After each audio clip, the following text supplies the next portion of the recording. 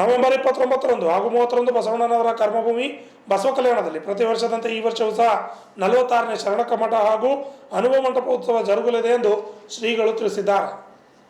ಕಲಬುರಗಿಯ ಪತ್ರಿಕಾ ಭವನದಲ್ಲಿ ನಡೆದ ಸುದ್ದಿಗೋಷ್ಠಿಯಲ್ಲಿ ಮಾತನಾಡಿದ ಅವರು, ಅನುಭವ ಮಂಟಪ ಟ್ರಸ್ಟ್ ಅಧ್ಯಕ್ಷರಾದ ಶ್ರೀ ಡಾಕ್ಟರ್ ಬಸವಲಿಂಗ ಪಟ್ಟದೇವರ ದಿವ್ಯ ಸಾನ್ನಿಧ್ಯದಲ್ಲಿ ವಿಶ್ವ ಬಸವ ಧರ್ಮ ಅನುಭವ ಮಂಟಪ ಟ್ರಸ್ಟ್ನಿಂದ ಬಸವ ಕಲ್ಯಾಣದ ಅನುಭವ ಮಂಟಪ ಪರಿಸರದಲ್ಲಿ ಹಮ್ಮಿಕೊಂಡಿರುವ ಉತ್ಸವಕ್ಕೆ ಸಕಲ ಸಿದ್ಧತೆ ಮಾಡಿಕೊಳ್ಳಲಾಗಿದೆ. ನಾಡಿನ ವಿವಿಧ ಮಠಾಧೀಶರು, ಜನಪ್ರತಿನಿಧಿಗಳು, ಸಾಹಿತಿಗಳು, ಚಿಂತಕರು, ಗಣ್ಯರು ಸೇರಿ ಅಪಾರ ಬಸವ ಭಕ್ತರು ಕಾರ್ಯಕ್ರಮಕ್ಕೆ ಸಾಕ್ಷಿಯಾಗಲಿದ್ದಾರೆ ಎಂದರು. Bureau report, RJ32 Kannada news, Kalaburagi. ಮೊಟ್ಟ ಮೊದಲು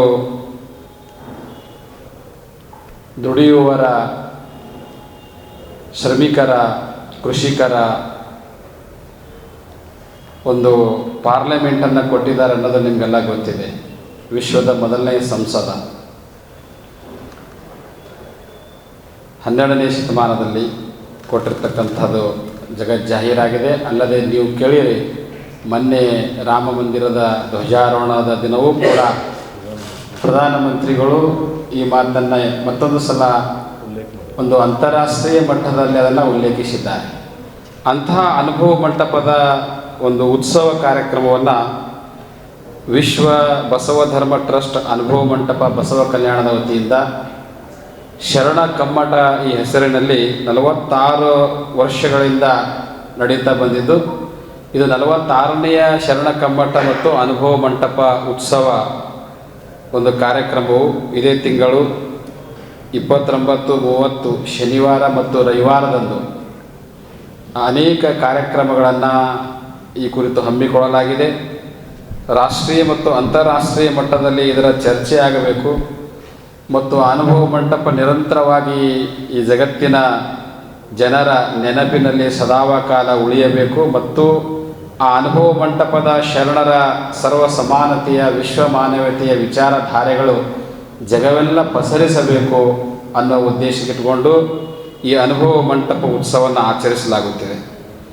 ನಾಡೋಜ ಪರಮ ಪೂಜ್ಯ ಶ್ರೀ ಮದ್ಘನಲಿಂಗ ಚಕ್ರವರ್ತಿ ಡಾಕ್ಟರ್ ಬಸವಲಿಂಗ ಪಟ್ಟದೇವರ ಸಾನ್ನಿಧ್ಯದಲ್ಲಿ 2 ದಿನಗಳ ಪರ್ಯಂತರವಾಗಿ ಈ ಒಂದು ಉತ್ಸವವು ನಡೆಯಲಿದೆ.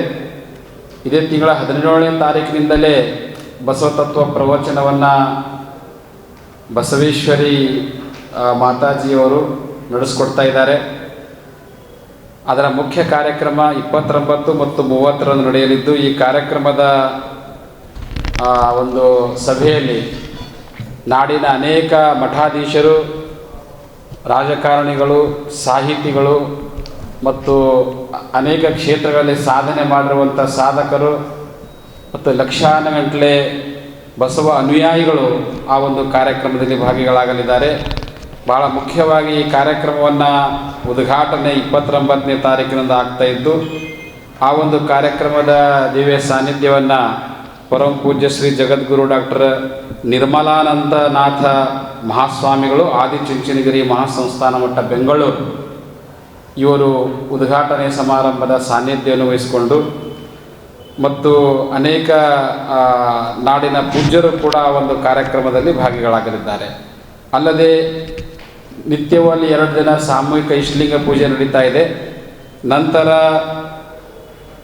ಲಿಂಗಾಯತ ಹೋರಾಟ ಮತ್ತು ರಾಷ್ಟ್ರೀಯತೆ ಅನ್ನುವಂಥ ವಿಷಯಕ್ಕಿಂತ ಮುಂಚೆ ಜಾಗತಿಕ ನೆಲೆಯಲ್ಲಿ ಬಸವ ತತ್ವದ ಪ್ರಸ್ತುತತೆ ಅನ್ನುವಂತಹ ಭಾಳ ವಾಸ್ತವಿಕವಾಗಿರುವಂಥ ವಿಷಯವನ್ನು ಅಲ್ಲಿ ಚರ್ಚೆಗೆ ಇಟ್ಟಿದ್ದಾರೆ. ಅಲ್ಲದೆ 2ನೆಯ ದಿನದಂದು ಲಿಂಗಾಯತ ಹೋರಾಟ ಮತ್ತು ರಾಷ್ಟ್ರೀಯತೆ, ಇದು ಬಹಳ ಮುಖ್ಯವಾಗಿರ್ತಕ್ಕಂಥ ವಿಷಯ ನಮ್ಮ ಯುವಕರಿಗಾಗಿ.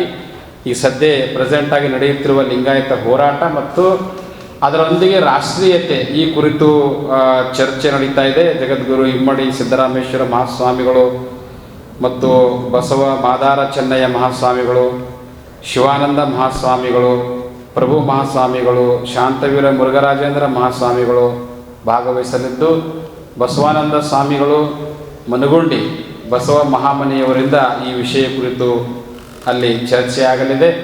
ಇಂತಹ ಎಲ್ಲ ಕಾರ್ಯಕ್ರಮಗಳಲ್ಲಿ ನಾಡಿನ ಅನೇಕ ಗಣ್ಯರು ಭಾಗವಹಿಸಲಿದ್ದು, ಇದರಲ್ಲಿ ಮುಖ್ಯವಾಗಿ ಅನುಭವ ಮಂಟಪದಿಂದ ಪ್ರತಿ ವರ್ಷ ನೀಡುವಂಥ ಒಂದು ಪ್ರಶಸ್ತಿ, ಅನುಭವ ಮಂಟಪ ಪ್ರಶಸ್ತಿ, ಪೂಜ್ಯ ಶ್ರೀ ಡಾಕ್ಟರ್ ಚನ್ನಬಸವ ಪಟ್ಟದೇವರ ಅನುಭವ ಮಂಟಪ ಪ್ರಶಸ್ತಿಯನ್ನು ಈ ಪ್ರಶಸ್ತಿಯನ್ನು ಈ ವರ್ಷ ಶರಣ CB ಸೋಮಶೆಟ್ಟಿ ಇವರು ಬೀದರಿನ ಹೆಸರಾಂತ ಹಿರಿಯ ಚಿತ್ರಕಲಾವಿದರಿದ್ದಾರೆ, ಅವರಿಗೆ ಕೊಡ್ತಾ ಇದ್ದಾರೆ. ಮತ್ತು ಡಾಕ್ಟರ್ MM ಕಲಬುರ್ಗಿ ಸಾಹಿತ್ಯ ಸಂಶೋಧನಾ ಪ್ರಶಸ್ತಿಯನ್ನು ಶರಣ ಡಾಕ್ಟರ್ K ರವೀಂದ್ರನಾಥ್ ಖ್ಯಾತ ಚಿಂತಕರು ಹೊಸಪೇಟೆ ಇವರಿಗೆ ಆ ಪ್ರಶಸ್ತಿಯನ್ನು ಕೊಡ್ತಾ ಇದ್ದಾರೆ. ಅಲ್ಲದೆ ಬಸವ ಭಾಸ್ಕರ ಎನ್ನುವ ರಾಷ್ಟ್ರೀಯ ಪ್ರಶಸ್ತಿಯನ್ನು ಶರಣ ಬಸವರಾಜ್ ಬೆಂಗೇರಿ ನಾಟಕಕಾರರು ಮತ್ತು ಹಿರಿಯ ರಂಗ ಸಂಘಟಕರು ಶಿರೂರು ಇವರಿಗೆ ಕೊಡ್ತಾ ಇದ್ದು, ಆಮೇಲೆ ಅನುಭವ ಮಂಟಪ ರಾಷ್ಟ್ರೀಯ ಪ್ರಶಸ್ತಿಯನ್ನು ಶರಣೆ ಡಾಕ್ಟರ್ SG ಸುಶೀಲಮ್ಮ ಸಂಸ್ಥಾಪಕರು ಸುಮಂಗಲ ಸೇವಾ ಆಶ್ರಮ ಬೆಂಗಳೂರು ಇವರಿಗೆ ಕೊಡ್ತಾ ಇದ್ದು, ಮತ್ತು ವೈದ್ಯ ಸಂಗಣ್ಣ ಎನ್ನುವಂಥ ಒಂದು ಪ್ರಶಸ್ತಿಯನ್ನು ಡಾಕ್ಟರ್ ಉಲ್ಕಾ ಮತ್ತು ಶರಣ ಡಾಕ್ಟರ್ ಮಲ್ಲಿಕಾರ್ಜುನ ರಗಟೆ ಇವರಿಗೆ ಆ ಪ್ರಶಸ್ತಿಯನ್ನು ಕೊಡಲಾಗ್ತಾ ಇದೆ. ಅಲ್ಲದೆ ಶರಣ ಒಕ್ಕಲಿಗ ಮುದ್ರಣ ಪ್ರಶಸ್ತಿಯನ್ನು ಈಗಾಗಲೇ 2024ರಲ್ಲಿ ಶರಣ ರಮೇಶ್ ಮೋರ್ಗೆ ಖಾನಾಪುರ ಇವರಿಗೆ ಕೊಟ್ಟಿದ್ದು, ಈ ವರ್ಷ ಶರಣ ಒಕ್ಕಲಿಗ ಮುದ್ರಣ ಪ್ರಶಸ್ತಿಯನ್ನು ಶರಣ ಸೋಮಶಂಕರ್ ಕಾರಾಮುಂಗೆ ಸಾವಯವ ಕೃಷಿ ತಜ್ಞರು ಹುಡುಗಿ ಗ್ರಾಮದವರು ಇವರನ್ನು ಈ ಪ್ರಶಸ್ತಿಯನ್ನು ಕೊಡ್ತಾ ಇದ್ದು, ಅಲ್ಲದೆ ಅನೇಕ ಗ್ರಂಥಗಳು ಲೋಕಾರ್ಪಣೆ ಆಗ್ತಾ ಇದ್ದಾವೆ. ಇದರಲ್ಲಿ ಕನ್ನಡದ ಗ್ರಂಥಗಳಿದ್ದಾವೆ, ಮರಾಠಿ ಗ್ರಂಥಗಳಿದ್ದಾವೆ ಮತ್ತು ತೆಲುಗು ಗ್ರಂಥಗಳು ಶರಣರ ವಿಚಾರಧಾರೆಯ ಮತ್ತು ಚಳುವಳಿ ಕುರಿತು ಅನೇಕ ಭಾಷೆಗಳಲ್ಲಿ ಗ್ರಂಥಗಳು ಕೂಡ ಬಿಡುಗಡೆ ಆಗ್ತಾ ಇದೆ.